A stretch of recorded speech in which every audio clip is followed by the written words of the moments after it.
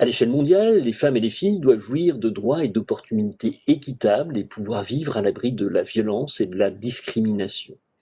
Une des cibles des objectifs de développement durable est donc de chercher à éliminer de la vie publique et de la vie privée toutes les formes de violence faites aux femmes et aux filles, y compris la traite et l'exploitation sexuelle et d'autres types d'exploitation.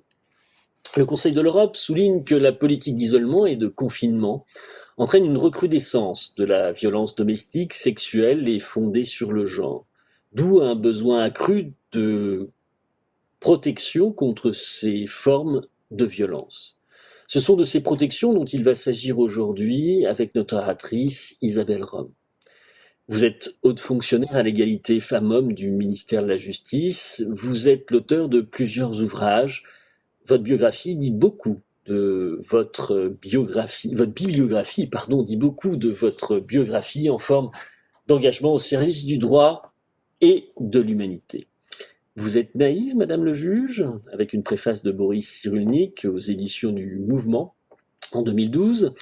Dans une prison de femmes, une juge en immersion, avec une préface de Robert Badinter aux éditions Henrik en 2018. Et puis, Plaidoyer pour un espoir, nous en avons besoin, avec une préface de Benjamin Stora, toujours aux éditions Henrik en 2018. Et enfin, Liberté, égalité, survie, chez Stock en 2020. Alors, nous allons passer à quelques questions. La première d'entre elles sera la suivante. Le féminisme est le passage entre la condition sociale, sociétale, juridique de la femme aux droits des femmes. Il a pour vocation de combattre le sexisme et les stéréotypes genrés au service de l'émancipation, de la liberté et du bien-être de chaque femme et de toute femme, pour qu'elles puissent être épanouies dans leur existence. Quelle est votre conception, Madame Rome, des droits des femmes et du féminisme? Bonjour Éric Martinan. Ma conception des droits des femmes et du féminisme, alors peut-être est-elle très conditionnée par mon statut de juriste et de magistrate, mais voilà, en tout cas, celle qu'elle est. Je ne sais pas si le féminisme est réellement un passage d'une condition à une autre.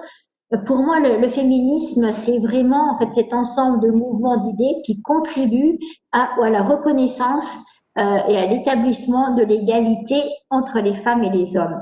Et pour moi, le féminisme est issu de l'humanisme des Lumières, est issu de l'humanisme de la Déclaration des droits de l'homme et du citoyen, c'est-à-dire que lorsqu'on milite pour l'égalité, lorsqu'on milite pour la liberté, lorsqu'on milite pour la fraternité, on est forcément féministe. Néanmoins, la Déclaration des droits de l'homme et du citoyen, elle était un peu unijambiste, hein, c'est-à-dire qu'elle a été faite uniquement par des hommes, pour des hommes. Et elle est restée unijambiste jusqu'à bien longtemps, jusqu'à peu de temps, j'allais dire.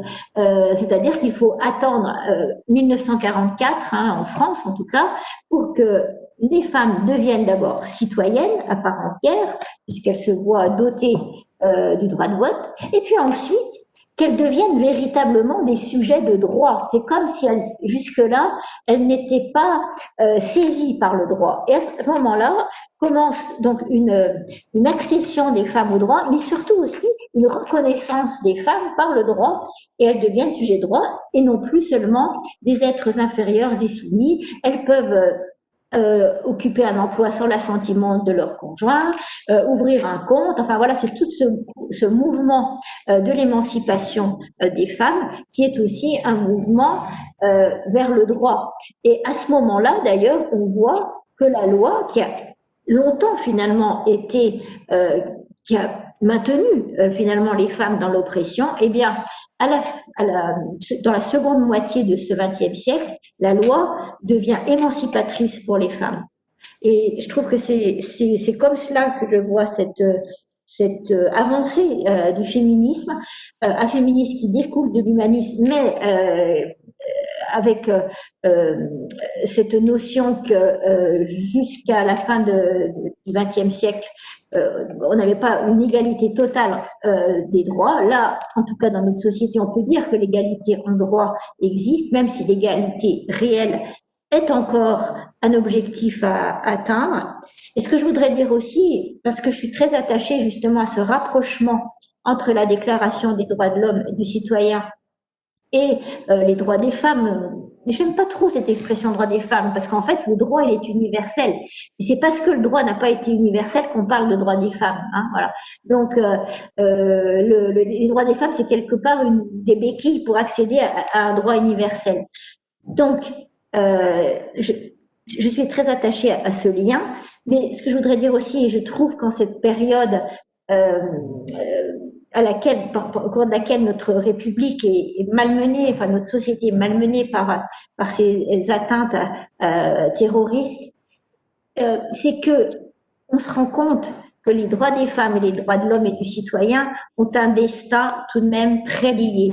Et lorsque les droits de l'homme et du citoyen sont atteints, eh bien, les droits des femmes le sont, et même c'est bien souvent l'atteinte aux droits des femmes qui est annonciatrice d'atteintes plus fortes aux droits de l'homme et du citoyen.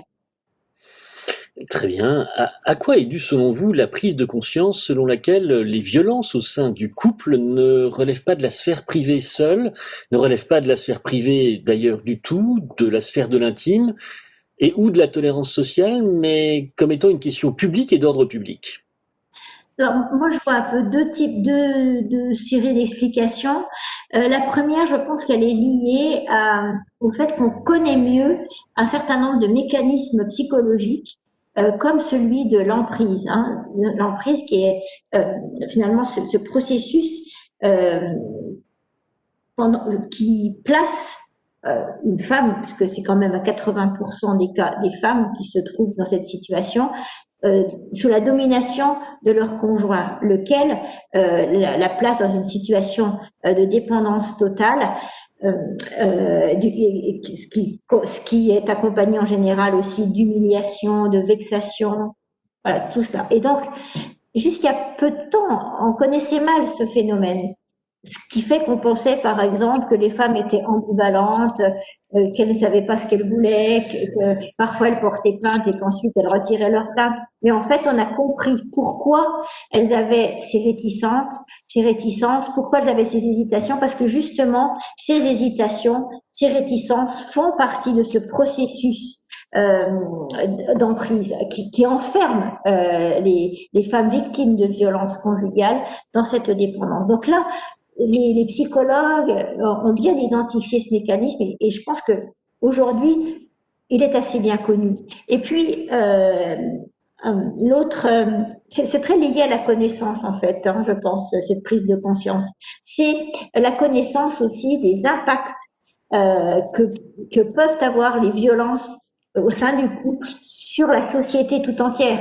Et j'allais dire sur la première cellule fondatrice de la société, c'est-à-dire sur la cellule familiale, puisqu'on sait que ces violences commises au sein du couple provoquent aussi des dégâts sur les enfants. Il y a des psychologues qui indiquent que des enfants qui sont exposés aux violences du couple, eh bien, subissent des traumatismes comme s'ils vivaient des scènes de guerre. Donc, et tout cela, justement, ça a été de mieux en mieux identifié. Et donc, on se rend compte, eh bien, que oui, ces violences concernent la société tout entière et que ce ne sont pas des affaires privées.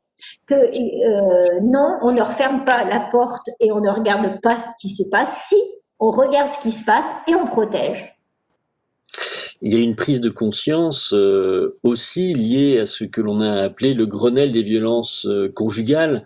Et l'état d'urgence sanitaire, peut-être, ont permis à la justice et à tous les acteurs de dialoguer différemment, peut-être en interprofessionnalité et d'une manière interdisciplinaire.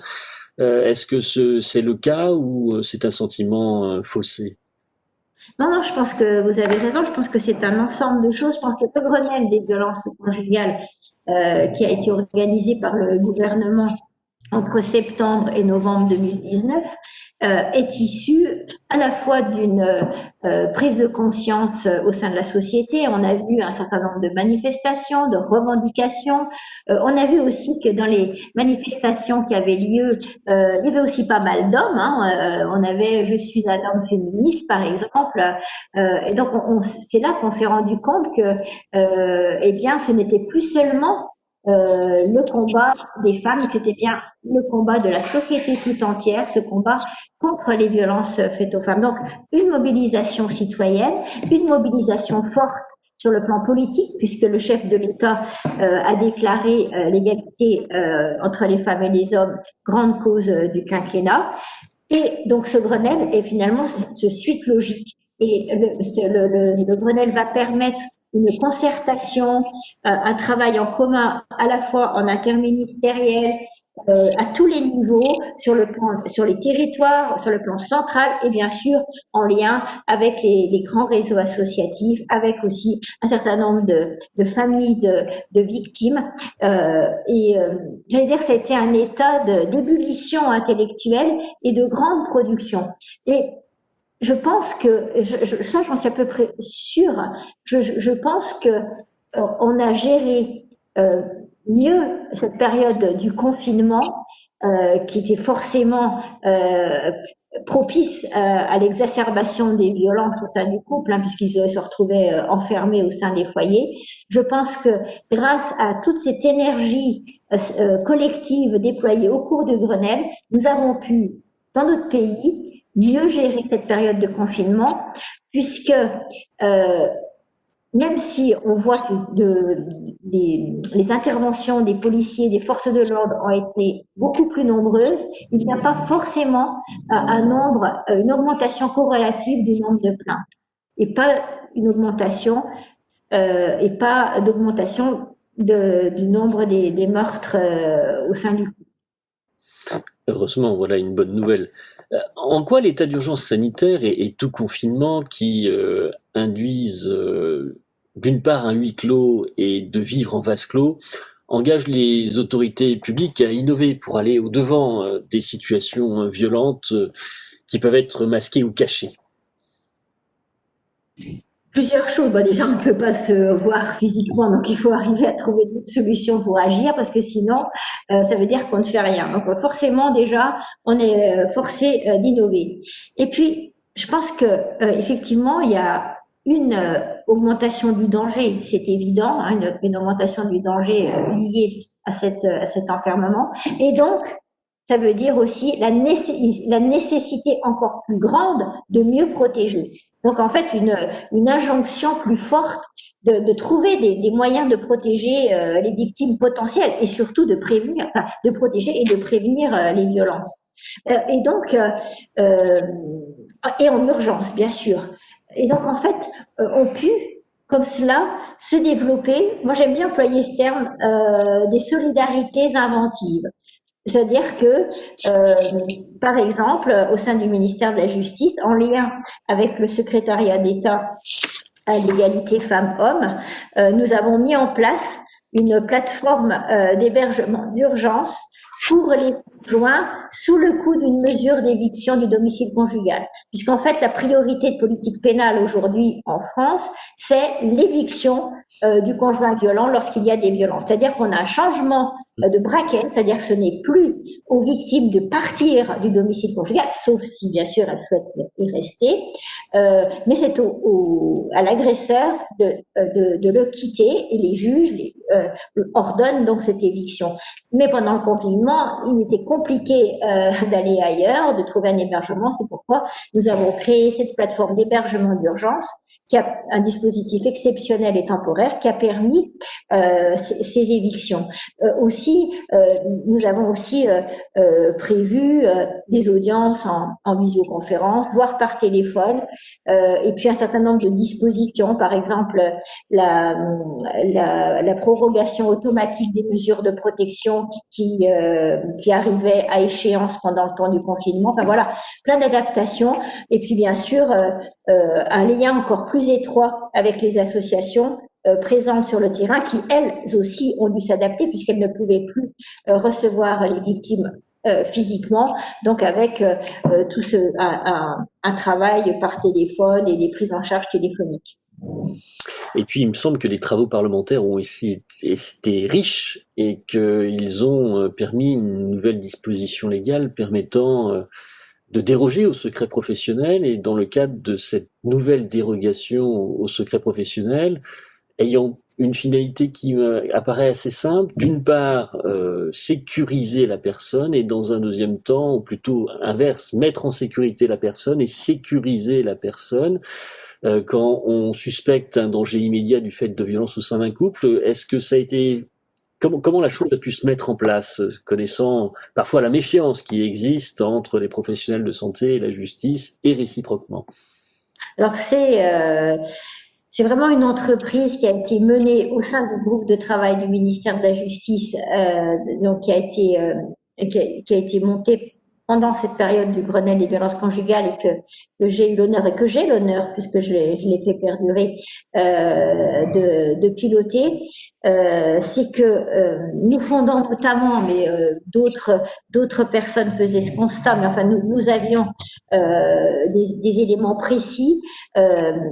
À travers un rapport qui a été fait par l'Inspection générale de la justice, qui avait examiné donc tous les dossiers d'homicides conjugaux commis en 2015-2016 et définitivement jugés. Et ce rapport montrait que dans 10% d'entre eux environ, eh bien, la victime avait été vue par des médecins, avait été vue à l'hôpital et qu'aucun signalement n'avait été fait. Et je me souviens notamment d'un cas d'une dame qui était allée à l'hôpital 10 fois et finalement elle s'est écroulée sous les coups de couteau de son conjoint. Donc en fait,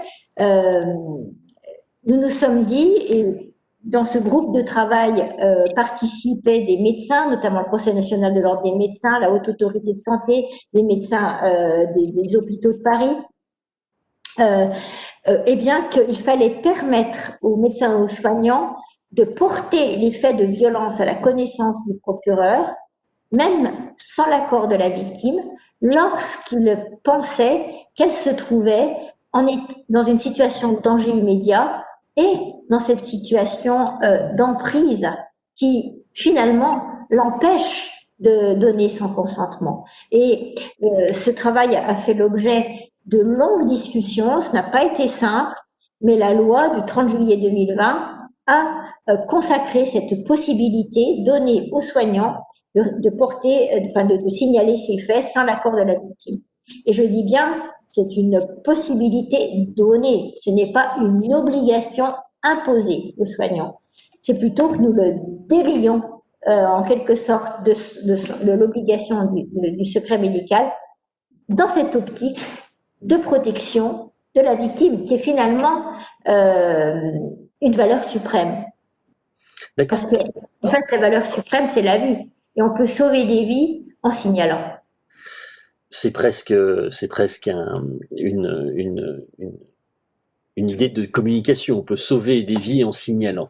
Mais il semble que l'emprise traverse l'inquiétude actuelle et l'esprit des lois actuelles sur cette question, et on retrouve l'emprise dans plusieurs éléments, en matière de harcèlement et en matière de secret professionnel.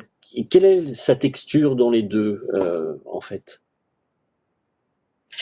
Vous avez raison, puisque aussi une avancée, toujours de cette loi du 30 juillet 2020, c'est la répression de ce qu'on appelle familièrement le suicide forcé, puisqu'en fait a été ajoutée une circonstance aggravante au délit de harcèlement moral au sein du couple, qui était jusque-là puni d'une peine de 3 ans d'emprisonnement. Et là, une circonstance aggravante a été ajoutée, c'est-à-dire que lorsque le harcèlement moral conduit au suicide ou à une tentative de suicide, eh bien la peine encourue est maintenant de 10 ans d'emprisonnement et de 150 000 € d'amende. Donc ça, c'est aussi une avancée. En fait,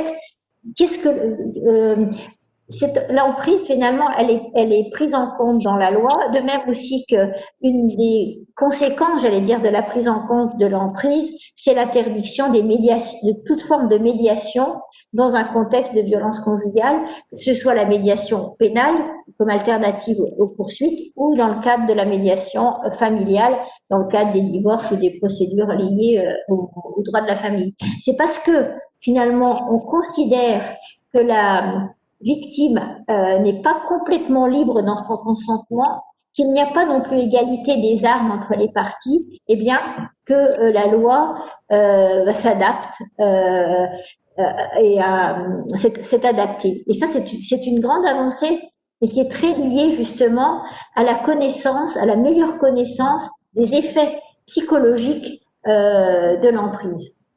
Très souvent, quand on parle de violence faite aux femmes, on voit au regard de la justice une séparation entre le juge civil, le juge pénal, entre le siège et le parquet. Et il se pose souvent la question de la prise en charge judiciaire des dossiers de violence au sein des couples.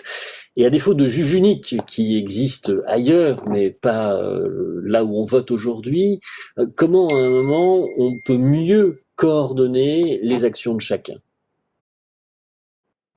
Alors, c'est vrai que la France n'a pas choisi le modèle du juge unique, c'est-à-dire qu'il soit à la fois civil et pénal et qui jugerait les violences conjugales.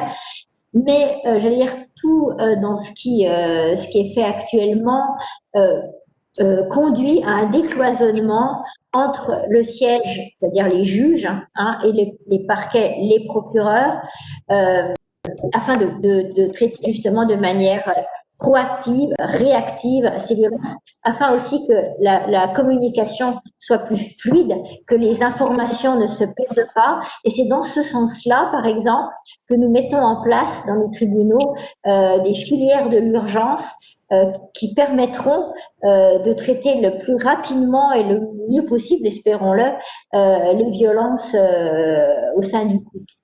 Et le fondement même de toutes ces filières, c'est un décloisonnement entre les différents services autour de ce qu'on a appelé des projets de juridiction qui relient justement les différents juges, les différents procureurs avec un objectif unique, c'est mieux protéger, mieux condamner, c'est-à-dire prévoir de meilleures peines, des peines plus adaptées aux auteurs de violences conjugales, suivre aussi l'exécution de celle-ci, et puis toujours penser que il y a une victime, mais il y a aussi un auteur. Voilà. Alors, on parlera, sous couvert de la santé durable, du virage numérique, et il y a beaucoup de nouvelles technologies ou de nouvelles techniques qui sont aussi mises au service de cette mise en sécurité, de cette sécurisation de personnes souffrant de violences au sein d'un couple. Est-ce que vous pourriez nous les citer, et pourquoi pas nous les expliciter d'ailleurs, parce qu'elles sont très utiles à connaître? Il y a beaucoup de choses. Alors bon, si on parle déjà des dispositifs d'alerte, hein, comme vous l'avez dit, il y a cette plateforme, le 3919, donc qui est une plateforme qui permet une écoute et une information, hein, des victimes. Cette permanence est assurée par des associations donc spécialistes dans l'accompagnement des femmes victimes de violences conjugales. Il y a un autre numéro qui est le 116 006 qui est assuré par des associations du réseau France Victimes proches de la justice. Lors du confinement aussi a été développé donc le 114, c'est-à-dire qui est un numéro accessible par SMS, qui est très pratique parce que quand on ne peut pas parler, eh bien on peut tapoter tout de même sur un téléphone et prévenir. Il y a aussi le chat du ministère de l'Intérieur, arrêtonslesviolences.gouv. Donc en fait, on a un certain nombre de dispositifs d'alerte et puis nous avons aussi des outils de protection, alors là qui sont vraiment très judiciaires. Donc le premier, c'est le téléphone grave danger qui existe donc en France depuis une dizaine d'années à peu près, qui en fait c'est un téléphone qui est remis à la victime par le procureur lorsqu'il estime que celle-ci est en danger et qui lui permet bien d'alerter une plateforme lorsque son agresseur approche et qu'elle se sent en danger. Puis ensuite il y a une prise en charge et ce dispositif a fait ses preuves, hein, puisqu'en fait il n'y a pas d'incident. Je crois qu'il y en a eu un ou deux, mais ils sont vraiment très rares. Et puis il s'est vraiment beaucoup développé puisqu'en février 2019 on devait avoir 300 appareils attribués et aujourd'hui nous en sommes à 1100. Et puis ce nouveau dispositif, donc le garde des Sceaux, Éric Dupond-Moretti, a lancé donc le 24 septembre 2020, qui est le bracelet anti-rapprochement. C'est un dispositif donc, qui est posé sur la personne du conjoint violent, qui se voit aussi attribuer un petit émetteur, la victime aussi un petit émetteur. Et en fait, ce dispositif implique une géolocalisation et le juge fixe un périmètre interdit à l'auteur. Et donc, lorsqu'il y a franchissement de ce périmètre, eh bien, il y a tout le déclenchement de toute une série de mesures qui se mettent en place. Voilà, c'est un dispositif donc qui vient d'être lancé. Je crois qu'il y en a eu 2 ou 3 qui ont été prononcés donc depuis sa mise en place, qui s'est d'abord faite sur 5 juridictions et qui va se développer sur l'ensemble des juridictions d'ici la fin de l'année 2020. C'est un dispositif qui a fait ses preuves en Espagne, hein, puisqu'on sait que ce pays a considérablement réduit le nombre de meurtres conjugaux. Alors avant de parler, parce que quand on est juriste et comme vous, on est magistrat, on s'inquiète de l'équilibre entre les parties, entre l'auteur et la victime au regard du procès. Et puis on pense aussi les garanties pour l'auteur et pour la victime. Et donc je vais vous poser cette question de la garantie pour l'auteur et pour la victime, mais il me semble aussi qu'en période de confinement, il y avait un dispositif qui avait été mis en place, qui était assez intéressant, c'était que des personnes pouvaient signaler des violences en allant chez le pharmacien. Et ce sont ces petites innovations aussi organisationnelles qui m'apparaissent très intéressantes. Je ne dirais pas que à un moment les salons de coiffure pourraient être des lieux où la chose puisse être, mais néanmoins le Conseil de l'ordre est très soucieux que justement la possibilité de signalement s'étende au maximum d'acteurs et d'acteurs de la vie civile. Donc cela étant dit, quelles sont les garanties pour l'auteur vis-à-vis à un moment de ces nouveaux dispositifs au regard des droits des auteurs? Il est effectivement important de préserver ce qu'on appelle le principe de la présomption d'innocence et aussi le principe du contradictoire. Et c'est justement un équilibre à trouver. Alors peut-être 2 exemples, hein, si vous voulez bien. Par exemple, dans l'ordonnance de protection, la mesure de protection donc civile qu'un juge aux affaires familiales peut prononcer, c'est-à-dire qui consiste à protéger la victime en ordonnant l'éloignement du conjoint et en interdisant l'entrée en contact avec la victime, et puis en organisant aussi la vie de la famille, le droit de visite et d'hébergement des enfants, la pension alimentaire, etc. Eh bien, depuis la loi du 28 décembre 2019, cette mesure peut être octroyée en 6 jours, à partir de l'ordonnance qui fixe la date d'audience. Et donc, en fait, ça a été, c'est-à-dire un véritable jonglage que d'arriver à organiser la procédure, à mettre en place, justement, pour préserver un minimum ce principe du contradictoire et de permettre au défendeur d'assurer sa défense correctement. Et je pense qu'après de longues discussions, concertations avec les barreaux, les huissiers de justice, les associations, nous sommes arrivés après 2 décrets à un certain équilibre. Donc en fait, vous voyez que ce n'est pas simple. Et puis un autre exemple, c'est que le bracelet anti-rapprochement dont je vous parlais précédemment, qui est tout de même un dispositif qui porte atteinte à la liberté individuelle puisqu'il implique une géolocalisation, Il peut être prononcé dans le cadre pénal, il peut être prononcé dans le cadre civil, justement quand il y a une ordonnance de protection, mais dans le cadre civil, qui n'est pas justement un cadre de contrainte, eh bien, dans cette hypothèse, il faut que la personne à qui il est destiné soit d'accord, donne son consentement. Voilà. Donc, vous voyez, c'est un exemple. Moi, je pense que le message que je souhaite faire passer, parce que je pense que c'est important, je pense qu'il ne faut pas opposer la protection de la victime et la présomption d'innocence et le principe de contradictoire. C'est-à-dire que je pense qu'on peut très bien assurer une protection efficace des victimes tout en préservant les droits de la défense et tout ce qui leur est attaché. Voilà. Et c'est l'enjeu de notre justice dans un pays démocratique, c'est d'y arriver. Et nous pouvons y arriver. C'est un message fort que vous venez de dire et de donner, alors que, évidemment, on vote aux États-Unis et que l'on parle partout de mesures d'exception, d'un droit plus dynamique qui est, paraît-il, toujours empêché par la procédure. La procédure permet la garantie des droits et permet, à un moment, le droit processuel permet essentiellement une mise en œuvre des droits de l'homme. Alors, avant que de vous poser une dernière question et de vous laisser conclure finalement, puisque vous avez l'art du message et vous avez eu un slogan signaler c'est sauver.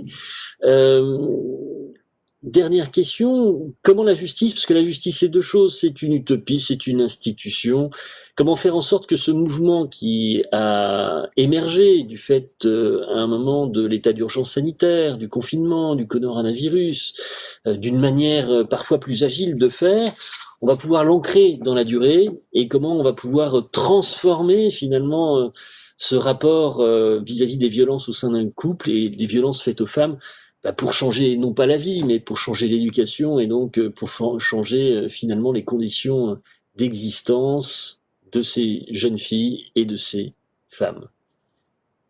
Mais je pense que c'est l'utopie de la liberté qui va nous permettre tout ça. Euh, non, pour moi, la justice, avant d'être une institution, c'est tout de même un idéal. Enfin, en tout cas, c'est celui qui me guide depuis 30 ans que j'exerce ce métier de magistrat. Et je suis fière d'être en tant que magistrate, une gardienne de la liberté individuelle, puisque c'est l'article 66 de notre Constitution qui le prévoit.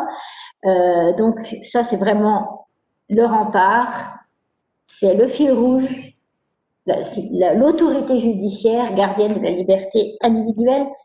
Et c'est aussi voir le droit. Alors, le droit peut opprimer, certes, mais voyons-le comme un outil d'émancipation et donc de liberté pour les victimes, qui sont il y a 80% des femmes, donc j'allais dire pour les femmes en grande partie.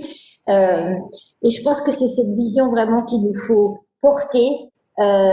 C'est avec cette ambition, en tout cas, que nous devons avancer dans tout ce que nous mettons en place, dans toutes les lois que nous pouvons proposer, mettre en œuvre, tous les dispositifs que nous pouvons inventer, toutes les pratiques. Je pense que c'est toujours la liberté qui doit être en ligne de mire, parce que nous sommes en démocratie, liberté, l'égalité.